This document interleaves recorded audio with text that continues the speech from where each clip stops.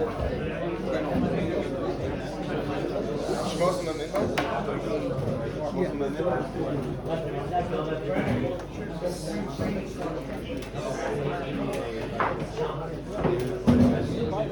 it's really recording. Yeah. Turn it off.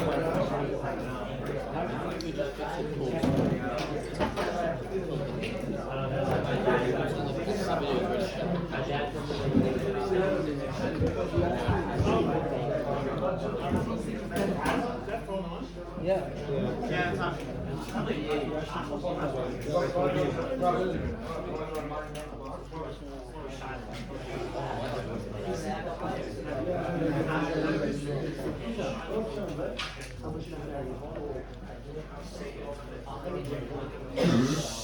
I was going to do something different, but someone just came up to me before the shiur and said, "Oh, I just heard your shiur about the egel," so I'm not going to talk about that. Baruch Hashem, I have enough material. So I'm going to start by telling you that this is very, very exciting, yeah, because I am a famous international speaker. I travel the world, but the one thing that I do. By the way, who's in charge? What time am I supposed to finish? Never once. It's never say that to a rabbi ever. Because, you know the story with Kreisman, he was at the Aguda convention, and there was many speakers with Kreisman, okay. Anyway, so it was time for him to wind down. So Moshe Shiur hands him a little note to wrap it up, And he takes the note, puts it in his pocket, goes on for another 15 minutes. It's throwing off the whole schedule. When he's all done, he says, "Now I have an important message from Moshe Shiur, the head of the Aguda. Noch 2 minutes." Okay! Another 2 minutes, So you never tell a rabbi as long as you want. That's the, But the thing that I believe I really do the best, and is that I give a very good Gemara shiur. And in fact, at one point I was teaching in the yeshiva and I left, and a number of the Talmidim came. I had taken the year off, whatever, and they said they were going to take me to Din Torah because I wasn't giving a Gemara shiur. He says, and how much they had gained from it. So the truth is that there's no money in teaching Gemara, but go around and be a funny speaker. You can actually make not a living, but at least you won't starve. Anyway, so all right. Anyway, so in fact, I had somebody once said to me, goes, I come to your shiur, they're so funny, but I listened to a tape afterwards. I didn't realize you say a lot of deep things. I said, what are you trying to do? Kill my parnasa? Just say he's funny, okay? Leave it at that, So Rabbi Bader says, listen, we don't usually have you speak just to Shana Beis, and I think Shana Gimel's here too. Yeah, Shana Daled. Okay, good Lord. Anyway, that's it, Shana Daled. Anyway, so he says, teach something real. I was like, oh my gosh, really? Okay, so it's Parshas Truma. So we're gonna do something here that hopefully. Maybe I should give another introduction to my introduction, and that is I used to teach Parsha in Orlofsky 5 times a week for an hour. And when you have Bereshis, you have Lech Lecha, it's easy to come up with 5 1-hour shiurim. When in a year like this, Vayakel and Pekudei are separate, you have to come up with 5 1-hour shiurim in Vayakel and 5 1-hour shiurim in Pekudei. That's where you separate the men from the boys. There were 2 other people teaching Parsha in Orlofsky, and when it came to Yaakov Pekudei in a year like this, they switched to Megillas Esther. Cowards. Anyway, but I will show you. I have plenty of shiurim and all those things. And in fact, I used to teach in a seminar. I used to teach Parsha, and then I'd have girls who would, after they graduated, they were still in Israel, and they would come back just for my Parsha shiur. And I'd start to do it, and I'd go, "You gave that shiur when I was here 2 years ago." I said, "No problem. I have another one." "You gave that one when you spoke in my school 4 years ago." I said, "No problem, I got another one." It's like, so Baruch Hashem, I have enough material. So I want to try to focus, and when I used to give my Parsha Shiurim, I used to say there's four goals. One of them is it's got to be Lamaisa. What the Noach Weinberg used to call Torah's Chaim. Whatever you learn has to be Lamaisa. I want to tell you something that I think is mind blowing. I told you I had the chus to sit in Shiurim of Rabbi Moshe Shapiro. I would never have the audacity to call myself a Talmud, and neither would he. So I know this because one time it came up, and I said, you're upset at Rabbi Moshe, and you can take it out on me. I'm just some guy sitting over there, doesn't know what's going on. He goes, yeah, it is pretty funny. I was like, yeah, that wasn't what I was looking for, but okay, I guess it is true. But he said something. Look at what he says. He says, "Lilmod manas lasos." Says in Big Yellows. Whatever you learn has to turn into lamaisa. And he looks at us. Second pasuk in the Torah.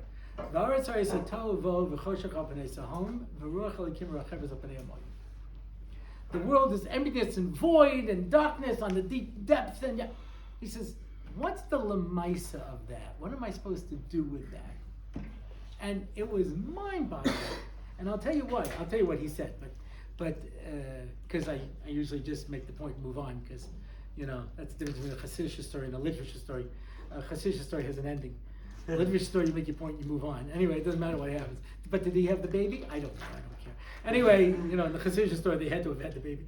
But so I'll tell you what he said in that case. But that means every time you learn a Rashi, every time you learn a Gemara, every time you learn a halacha, it has to have relevance to your life in 2024. Otherwise, you miss the point. Lilmad manas lasos, it has to turn into a lamaisa. People don't get this, I remember when I teach Daf Yomi, and I was doing Zvachim, and we're in the middle of Pigul, right? Pigul is you have the wrong this and that, and I was like, this then was it a Pigul on Makom, Pigul on Zman, all that kind of stuff. So a guy says, who cares? Who cares? I said, because you have the power to make a korban kadosh or puzzle based on your Machshava. Because your thoughts count, and you don't think they do. For example, right? Everything has to turn into a lamaisa. So what did he say about this? He says, the Chacham say, lo l'tohu bra alma. The world is not meant to be empty. You're supposed to build it. You're supposed to make something out of it. That's what the pasuk was telling us. The world was emptiness and void, and he put you in this world to build this world and to do something with it. Such an important concept. But whatever you're learning has to be. So, those people who managed to get through Uz Yashir, there's a lot of Rashis there, and a lot of Dikduk Rashis, and we're, of course, men, and we're genetically unable to get the concept of Dikduk. It was made for girls. That's why it exists.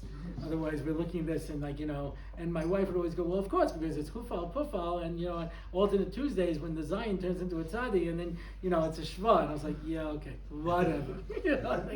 It's, there's lots of Dikduk Rashis over there in Uz Yashir. And then, you come to Mishpatim, where Rashi basically sums up all of, like Baba Kama, Baba Matzia, Baba Basra, Mako, Sanhedrin, Ksub, puts it all in there, these Rashis that you have to go through. And then you hit Truma, bam, Mishkan, right? It doesn't matter how many picture books come out, nobody can relate to the Mishkan. And I have Truma and I have Tetzava. And it was so much fun, we do it again. V'yakel and Bekude, you know what I mean? And half of Kisisa. And then we hit Vayikra. So most people just give up till we get to Bamidbar, you know what I mean? And it's just, how am I supposed to relate to this? I said, and we spend all of this time focusing on a temporary house that we made for God in the desert. I was in some once, and the guy says, it's not even a house, it's a trailer. What is God, white trash? Yeah, I'm not going to touch that one, but okay. But all this emphasis, but obviously, everything that's in the Mishkan, if we're sitting here and learning it, it's because Lomad Amanas La'asais, it has to have relevance to our life. So, I'm going to start you off. I'm not going to answer this one. I'm going to throw it off and give it to you to think about. But let's go. Yeah, it says, build me a Mishkan. And here are the ingredients. Zahav, Chesef, and Nechoshes. First pasuk. gold, silver, and copper. Why are those things put together? Metals, right? Where did they get them from? Egypt. Why? Because they were, yeah, okay, that's good. Like, sometimes you don't even need to be commanded to take gold, but okay, you're right, they were commanded. Moshe had to command them. When they got to the Yam Suf, they got it down really good. They knew how to do that. But, over here they were starting off. So they were precious metals. They took precious metals. Why are they all there? What do they have in common? Colors. Cloth. 3 types of dyed wool, linen, and goat hair. Yeah? Where'd they take those from? Egypt. Why? They were valuable.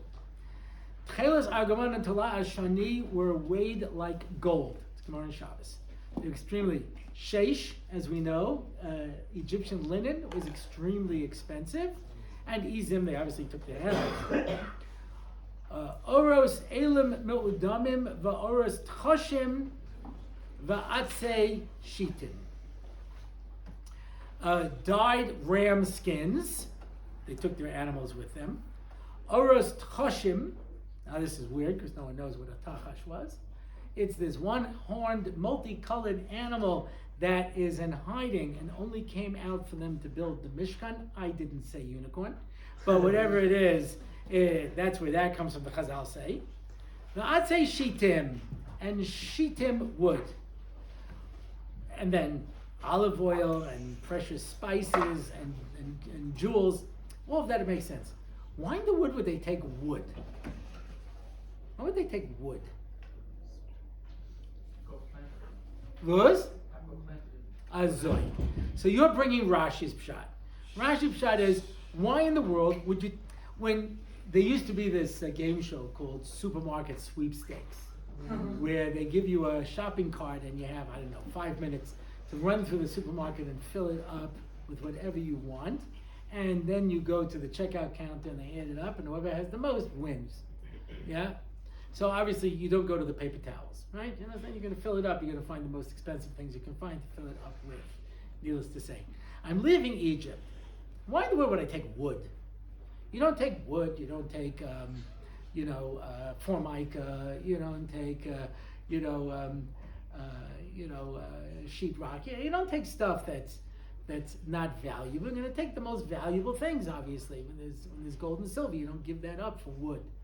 So Rashi says that they planted the wood.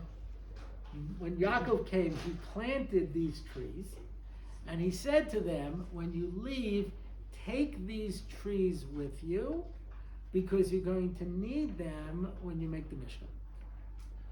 That's Rashi. Now, I have a newfangled Mikras Gedolos, which unfortunately does not have the Das Kanim. And this entire shiur is based on the Das Kanim. So, feel free to look it up on your own afterwards. This one does? Nope, it's the same set. No Mikras Gedolos. There is a set like this that... Good Lord. I don't see it in this one. Oh, Yeah. Here's Das Kanim. Son of a gun. Sorry. Okay, listen to what the Das Kanim says. Maybe I'll give a little background to this. Every year I used to learn Chumash and Rashi, obviously. And I decided one year I would add another Rishon. So I added the Das Kanim because it's short, right? It was a toss-up between that and the Sforno. That was it, So I went with the Das Kanim. The problem is, as you know, when there is a long Tosfos, it's tedious, but it's not usually that hard. When you have a short Tosfos, it is mind-boggling. Every Das Kanim that you learn, you go, what? Doesn't make any sense. Yeah? So, it became the basis for many of my shiurim. Listen to this. Yeah?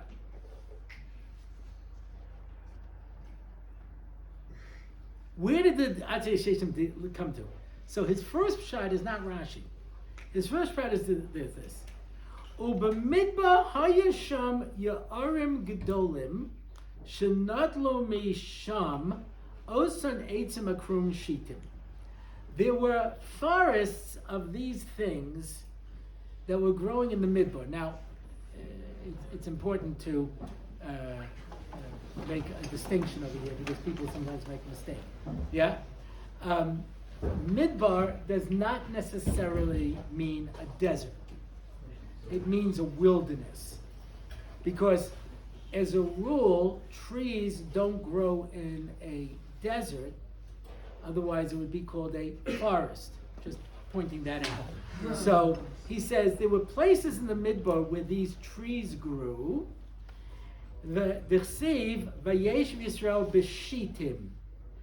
Why was it called Shitim? Because the Shitim trees grew there.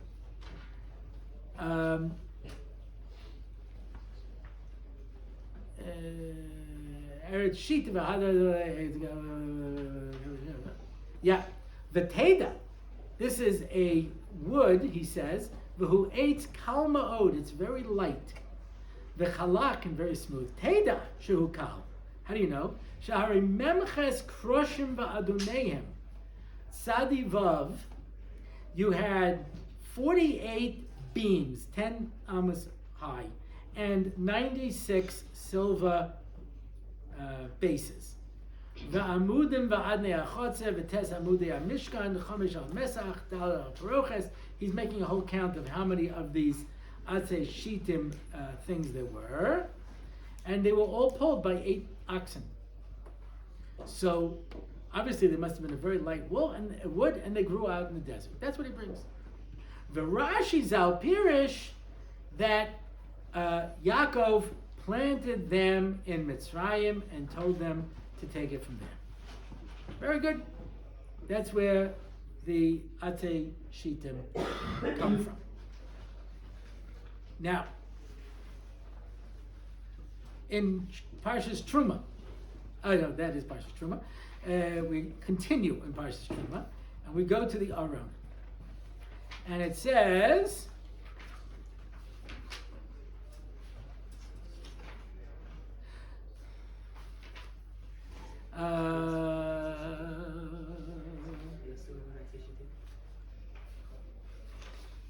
V'asu Aron atzei shitim. Yeah? Another das kenim. There's a few different das kenims here on this. Here it is.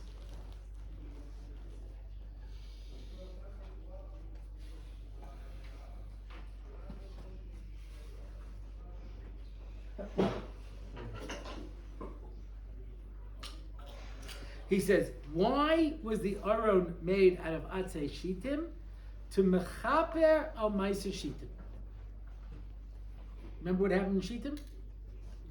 That is where Bilam gave them the suggestion to send their daughters to get the Jews to sin with the sin of immorality. He said, their God hates immorality, and this way you can turn them against them, and that's what happened. So we make the Aron out of Atzei Shitim to Mechaper and Ma'aser Shitim. That's all fine. Now, I've got one small das kenim at the end of Parshas Balak that I'm hoping is going to pull this all together. This is what happens when you learn the das kenim. Pick up all these das kenims. Amazing concepts. Here it is. Vayeshev Yisrael b'Shitim v'yocham l'znos es b'nos Moab. Now, comes along, it says the Jews were in Shittim and they did a sin. Das kenim.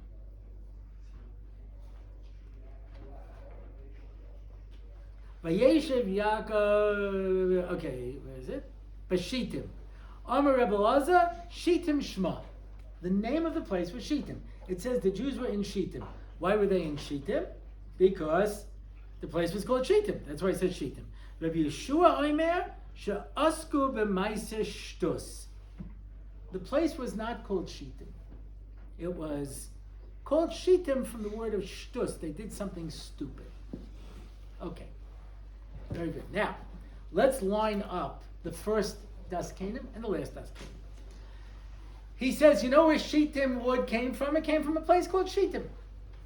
Which the first shot that Rashi brings is, he says, why is it called Shittim? Because the Shittim wood grows there. And that's why it's called Shittim. So if you're from Queens, I assume Elmhurst must have had elm trees growing there. If you're from Detroit, I assume Oakhurst had oak trees growing there. I'm not sure which flat bush it was named after there in Brooklyn, but Mastama, there was something there that made it. That's how it got its name. Yeah? So when you see Maplewood or you see any things, you know that these trees must have been there. That's why they were called it. So the place was called Shittim because the Shittim wood grew there. That's fine. But if the wood came from Mitzrayim that Yaakov planted, they never took it from Shittim. So Shittim wasn't called Shittim because the Shittim trees grew there. It didn't. Yaakov planted them. So why was it called Shittim? Because they did a Ma'aser Shtus. Great. That lines up? Everyone's happy with that? Anyone still with me? Great. What? Anyway, so now take that little dust cannon in Parshas V'Yakel and put it together. Where he says like this. The Atzei Shittim was used to be Mechaper Ma'aser Shtus. Fine. According to the first one, it's fine.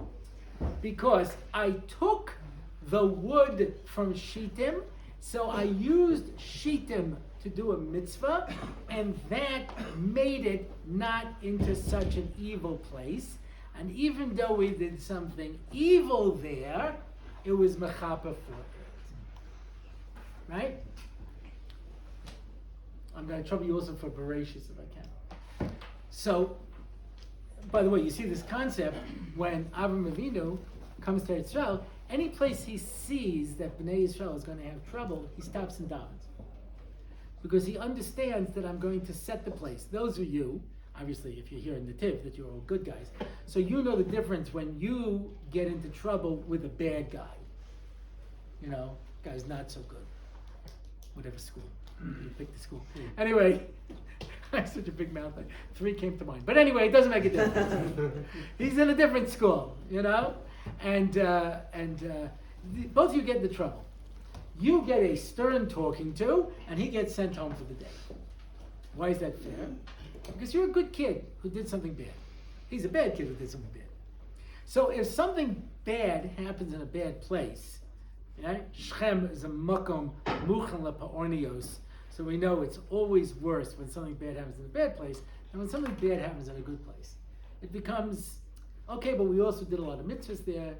So we took the Atzei Shittim from Shittim to Mechaper on what was going to happen in Shittim later, so that we say, okay, the Jews have done something bad here, but also they took the wood here to make the Mishkan, I understand. But if Shittim wasn't called Shittim because of the Shittim wood, they did a Ma'aser Shtus, and the Shittim were planted by by Yaakov in Mitzrayim, then how is that Mechaper for what they did in Shittim? How does the fact that they took the trees that Yaakov planted to make the Mishkan mechaper what they did in Shittim? Because it's the same word. And that, of course, brings us to the question that I know everyone's been wondering about. What's the deal with Beersheba? I know. Everyone's been wondering about this.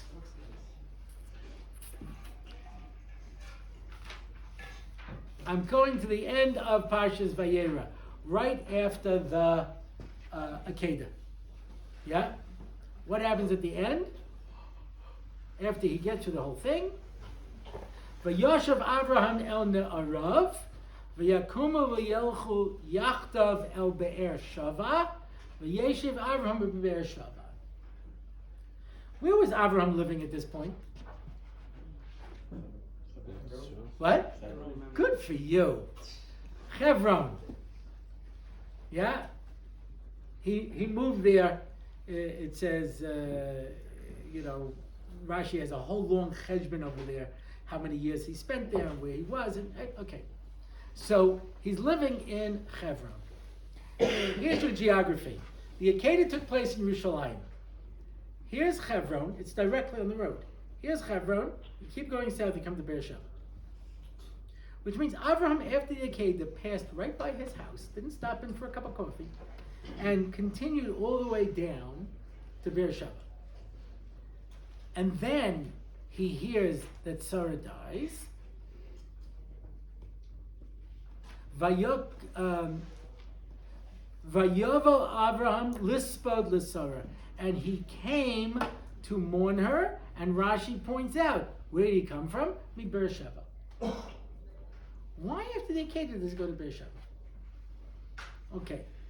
Yitzchak, who in every single poll that has been conducted for the past 3,000 years is always voted the least interesting of the Avos. Almost never has a story. Never. Right? His brother's shooting arrows at him. His mom's got to stand up for him. The family slave finds him a wife. His wife is having pain. She goes to get a nevuah, doesn't tell him about it. Yaakov fools him. Esau fools him. You know, everybody's always playing against him, and he never gets a story. And Baruch Hashem, he gets one story. He goes down to Avimelech, and he becomes very successful. And Avimelech, first Avimelech figures out that who he said his sister was really his wife. He learned something, okay? There is a learning curve. And he yells at Yitzchak and says, why'd you... Now, Abraham said, Ki ein yiras Elokim b'makom hazeh. That's why I did it. He gives him a whole mussar shmooze. He says to Yitzchak, why'd you tell me she was your sister? She's not your sister. What does Yitzchak say? Nothing. So then he becomes very successful. And Avimelech says, you're so successful, go away. And Yitzchak says, nothing. And he goes and he digs a well, and they take away his well, and what does he say? Nothing. So he digs a second well, and they take away that well, and what does he say? Nothing. He digs a third well. They leave him alone. So what does he do? He leaves. And he goes down to, surprise, surprise, Beersheba. Yeah? V'yal misham Beersheba. And he goes down to there, Beersheba. One more Beersheba. And then trust me. I don't know if anyone's ever been to Beersheba. I spent a week there one day. Anyway. It's a lot of fun. You can go down to Beersheba and watch a fly run up a drape.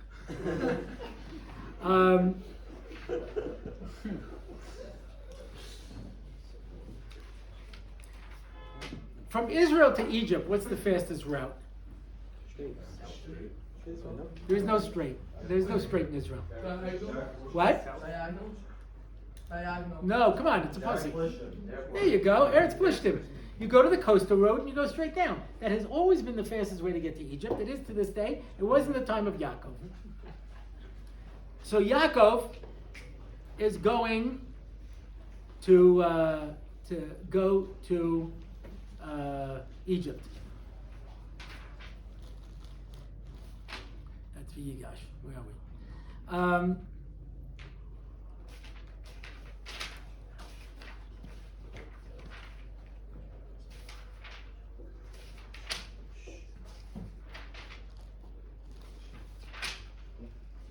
For Yom Yisrael, Rav Od Yosef ben Ichai, El Chaver Enu B'Tem Amos. V'yisa Yisrael v'kol asher lo, v'yovo Beersheva. Nachama with the Beersheva? You're in the north. Cut across the coastal road and go straight down. You go down to Beersheba? Wow, it's inconvenient. Okay, they didn't have ways, but you should be able to figure out that much. Nachama goes to Beersheba. Why is everybody going to Beersheba? So Yaakov Kamenetsky in the Emes Yaakov says a mind-blowing thing. He says, we quoted the Rashi, and the Das Kenim quotes the Rashi, that it says Yaakov planted these trees in Mitzrayim. But it doesn't say where Yaakov got them from. The Medrash says that all the way in Vayera,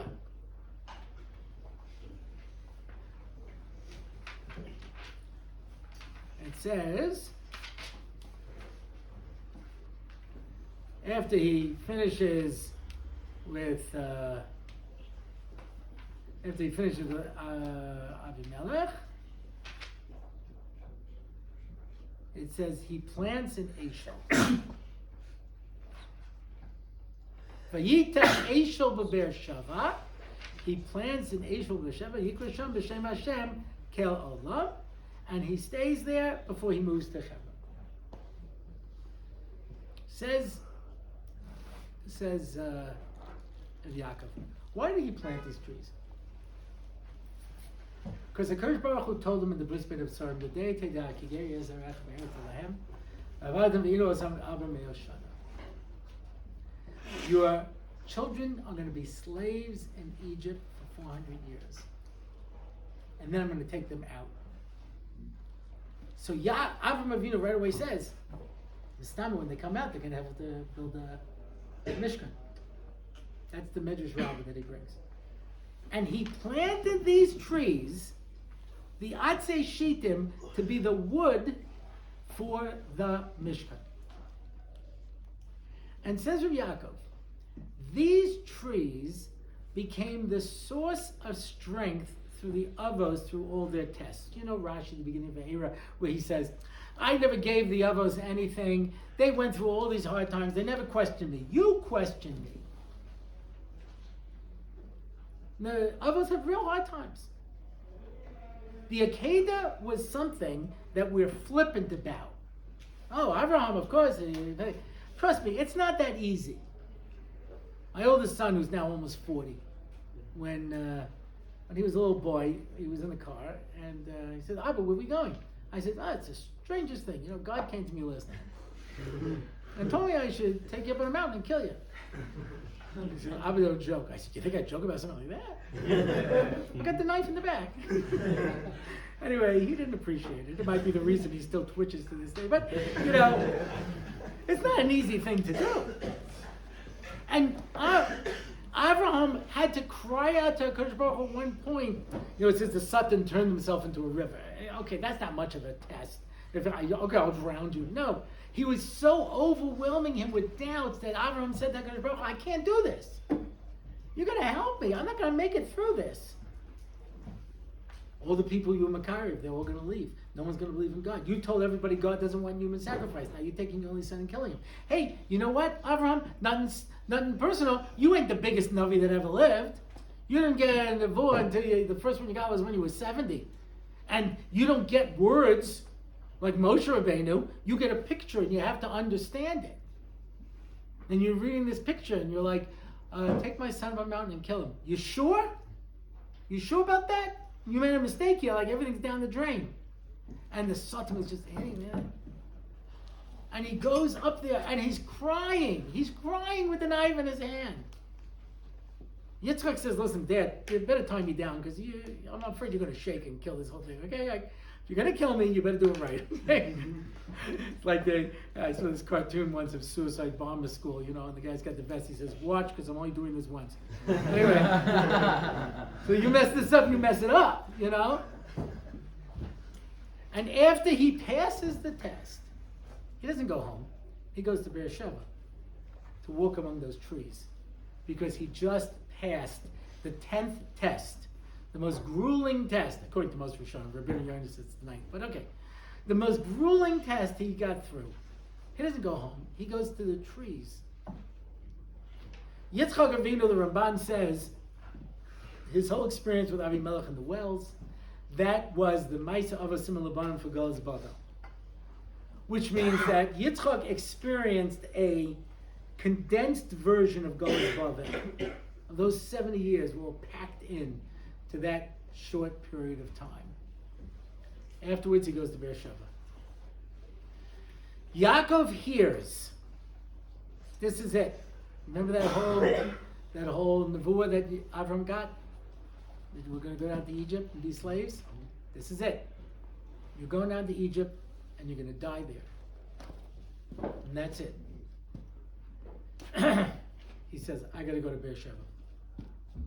I have to walk among my trees. I got to dive into HaKadosh Baruch Hu. And after he does, he says, my father needed these trees for strength. My grandfather needed these trees for strength. What are my grandchildren and great-grandchildren in Egypt going to do when they're slaves and being oppressed? And so he uprooted the trees that Abraham had, and he planted them down in Mitzrayim, and he says, listen, my friends, you're going to be in for a very hard time. And Hashem's going to save you. And when he does, take those trees, and you're going to make a Mishkan out of it. And says Rabbi Yaakov, through the 210 years in Mitzrayim, and specifically through those 86 years of terrible suffering, whenever it got too much, they walked among the trees. And they said, my grandfather's grandfather planted these trees, and I'm going to take them when I get out of here and build a Mishkan that my grandchildren's grandchildren are going to enjoy. And sure enough, that's what they did. They took the Atzei, they took gold, they took silver, they took valuable cloth, and they took those trees that their grandfather's grandfather had planted. You know what the kapara is for a ruach shtus? You think. And you know this. You know this. I have talked to many teenagers over the years who are doing things that are not healthy for themselves or for their long-term aspirations. And I say to them, what would you do if your kid did this? And they always say, I'd kill them. I said, but you're doing it. It's different. Because I'm not looking ahead. I had a girl, Shana, in a seminary. She says, I don't know if I want to be frum anymore. I said, okay. What are you going to do next year? Okay, next year was pretty easy. The year after that, also pretty easy. What are you going to do when you're 30? A little more effort. 40? 50? She says, I don't like the way this is turning out. No, let's keep going. 60? 70? 80? She says, what's the question? I have to be firm. Ruach shtus means temporary insanity. I look at now.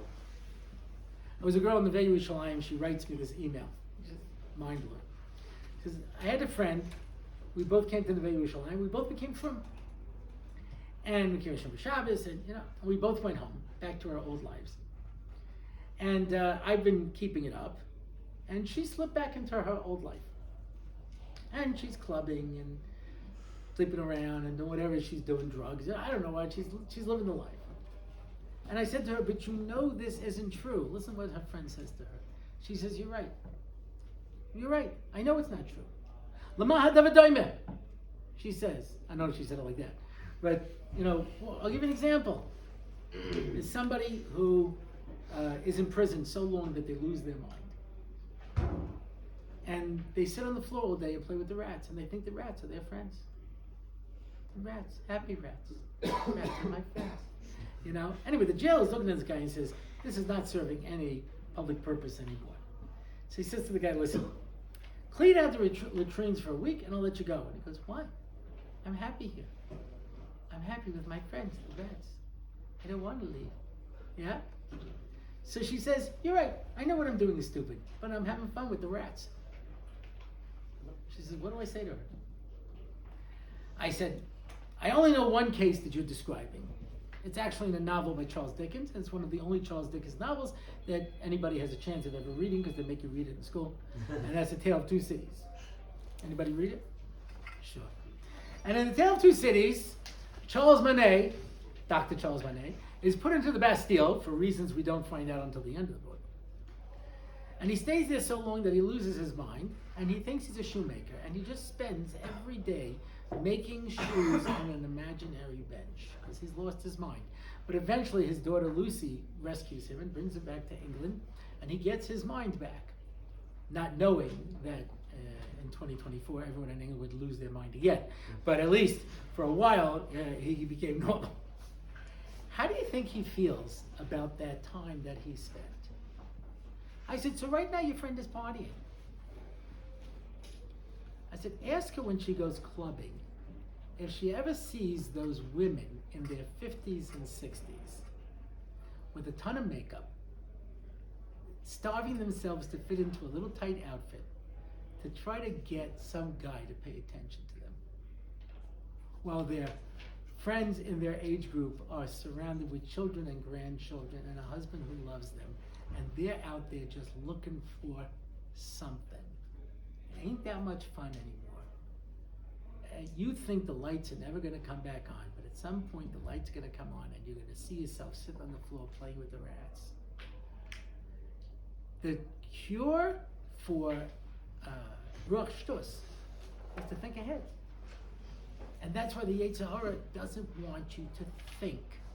Mesilas Yesharim says, Perak Beis, more than anything, the Yetzer Hara wants to keep you so busy that you don't have a chance to think. Because, and he says something that is astounding, he knows that if you would begin to think even a little bit, Vadai miyad, and there's no extra words in Mesilas Yesharim, says the Vilna Gaon. Immediately, for sure, you'll begin to regret your actions, and the regret will grow until you change your life. Therefore, more than anything, the Yetzer Hara wants to keep you so busy that you don't have a chance to think. Going back many years, I would talk to teenagers about certain issues, and they would say, I don't want to talk about it. I don't want to talk about it. They would literally put their hands over their ears. Luckily, your generation does not have that problem. You've reduced it to one word. Whenever anybody says anything to you, the starkest musa, it doesn't matter how big it is, you can just look at them and go, yeah, whatever. There's no answer to whatever. Yeah, whatever. And it's all gone. It's all gone. Why? Because I don't want to think. I had this girl, she was a day school girl coming to NCSY. And her parents weren't so happy that she was an NCSY with public school kids, etc. Anyway, she had an attitude, She was something of an underachiever, but I always thought she was a nice girl, Anyway, she decides to open up to me, and she tells me that she has been hooked on PCP, angel dust, which is a really terrible drug, since she was in 6th grade. And she would sneak out of the house, and she had these non-Jewish friends she would do drugs with. And then she'd sneak back into the house like about 5 o'clock in the morning, get a couple hours of sleep and go to school. That's why she was underachiever, because between the drugs and no sleep, she was like a mess. And now she was in 10th grade. I said, why are you telling me? She goes, I think you're cool. I said, aren't you afraid I'll tell your parents? She says, no. I said, what if I do? I would tell them, I was just kidding with Rabbi Orlofsky, and I'll never talk to you again. So I went to a psychiatrist, and he says, she knows her parents better than you do. That's exactly what's going to happen. If they haven't seen for 4 years that she's sneaking out every night, then they know it. And they just don't want to recognize it. I said, so what do I do? Try to keep her alive till you can get her to a halfway house. Over the next 6 months, 3 of her non-Jewish friends died of overdoses. She would call me in the middle of the night to discuss the people who died. And after the third one, who she was very close to, died, I said, okay, come down to the office and we will make a call. And she calls their halfway house, and they have a whole conversation with her. And they say, look, just come down. We'll give you a physical, because maybe you've made certain, physical, messed yourself up physically in ways that you can still, undo and repair. We'll all think about it. She hung up the phone. I said, you're going to go? She says, no. I said, why? She goes, what for? I said, because maybe you can undo some of the damage you've done. Maybe you can change your life. For once in your life, think. And she was always like, sarcastic and joking. And she looks at me dead serious the only time. And she says, don't you get it? I'm afraid to think. That's why I take the drugs. Yikes. Because thinking, that's what the Mesilas Yesharim says. If you start thinking, then vadai miyad, you would regret. And that's why when we start to think and it starts to get painful, we stop. But if you know why I'm a Jew? Because my grandfather's grandfather did something 400 years ago. You ever see Back to the Future? You ever see Back to the Future 2? Remember that scene where he's out on the highway and suddenly the Western Union guy comes with the telegram? Yeah. He's been holding on to this for 100 years. Okay. Imagine, he's not going to do it. Someone brings you a letter from your great-great-grandfather dated 1624 and says, I'm writing this letter to you because I know that Jewish history is going to be difficult and you have a lot of challenges to face and things are going to be really hard. And I want you to know what it means to be a Jew and why I'm here for you. Can you imagine how mind-blowing that would be that my great-great-grandfather wrote a letter to me? Had me in mind? My father had his grandfather's tefillin. And when he was getting to the end of his life, he wanted to give it to one of his children. But I had tefillin I've been wearing for decades. You know, they were very large, bulky ones. Nobody really wanted it. My nephew Ari had just gotten bar mitzvah. And he says, Grandpa, could I have those tefillin? He says, Ari, I just bought you a brand new pair of tefillin with all the hidurim and I spent a lot of money on it. He goes, but do you know what it means? That every morning I can put on my grandfather's tefillin?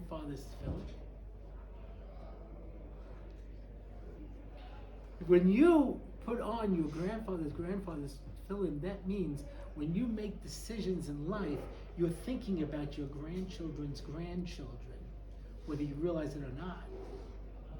You may not even realize the decisions that you make. One of my kids, when my father was nifter, 10 years after we came to Eretz Yisrael, she said to me, did you ever think when you decided to move to Eretz Yisrael you were going to take us away from Grandpa, we wouldn't get to see him at the end of his life?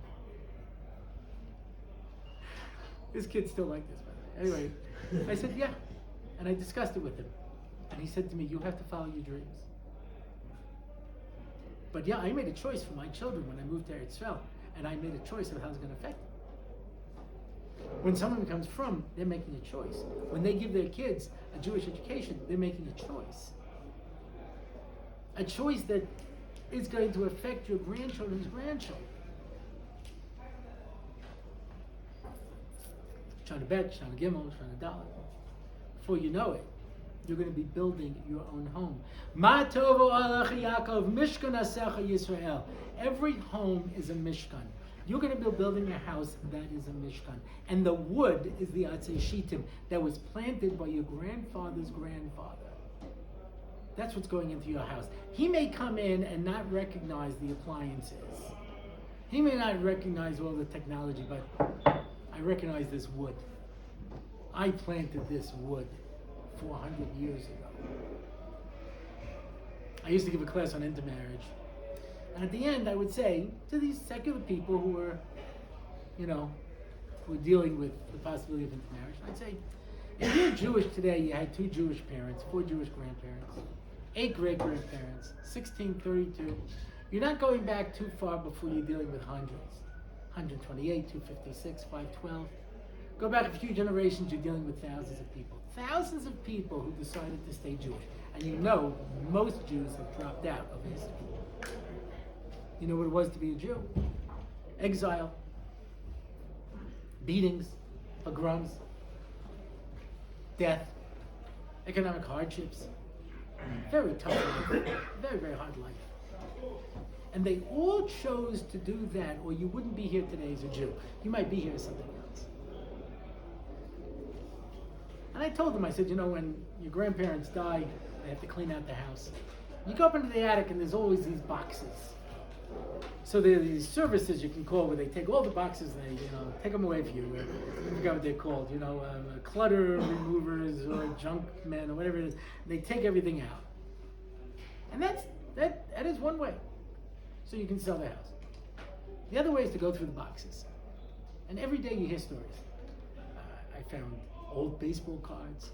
I found old stocks and bonds. I found old jewelry sitting in those boxes. And I told them every single day people are throwing away a fortune, and every day people are finding a fortune.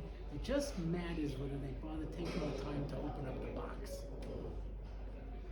I said thousands of people suffered hardship to pass this box down to you because they believe that there's something worthwhile in it. Maybe they're right, maybe they're wrong.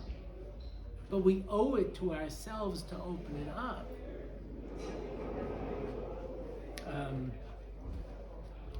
There's a psychologist who said, they talk about all the social problems that exist today, but these problems have always existed in the Jewish community. There's only one new one. Young couples who get divorced in the first year. That's a new phenomenon. And it happens a lot. He says, why? Because people get married and they say, and I love this line, I'm not getting my needs met. I don't need to put up with this. I don't need this. My father and mother were not Machshavas, and they got married. But they got married with one idea. We're going to build a Jewish home and raise our children Jewish. They never dreamed of sending them to yeshiva. But we'll give them bar mitzvah and we'll send them to Hebrew school, and never occurred to them not to. You get married because it's not about me, it's not about you, it's about us building this Mishkan. Because I've gotten something from my grandparents, and I'm going to pass it down to my grandchildren's grandchildren. And you don't always think about that. So Rabbi said the Yatzei Shitim with which we build the Mishkan is the Yatzei Shitim with which we build every home that we have. It's everything we've gotten from earlier generations. And it's all coming down to us, whether we realize it or not. Remember, I had a kid who was OTD, as they say today. And she said to me at one point, don't worry, Abba, everyone comes back. I don't know if it's true or not. She did, Baruch Hashem. But why? Because they remember what they heard. They remember what they got. If you give them from their how many people have nothing from their grandparents? I've never gone to Eastern Europe. I can't handle it. I'm a Kohen anyway, but I find the Holocaust such a negative message to get somebody to be Jewish. Become Jewish because they killed 6 million of us. That seems to me like the best reason I can think of to assimilate. You know what I mean? Like, why would I want to do this?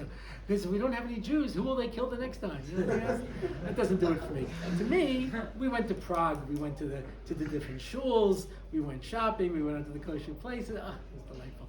That to me is a highly spiritual experience. Anyway, we went to Gibraltar. We went to the kosher cafe over there. We went shopping. It was beautiful. That to me is a positive Jewish experience. I don't want to hear about that. That's for me. Some people find it very inspiring. Anyway, but they tell me in Krakow there's a big shuk where they're selling Kiddush cups, menorahs, Havdalah sets, Shabbos lech, things that were heirlooms in families that now nobody has. All we have are those values that have been passed down to us from the first generations. That in Yitzhak Hashem, if we understand their importance, we can pass on to the next generations. All right. I'm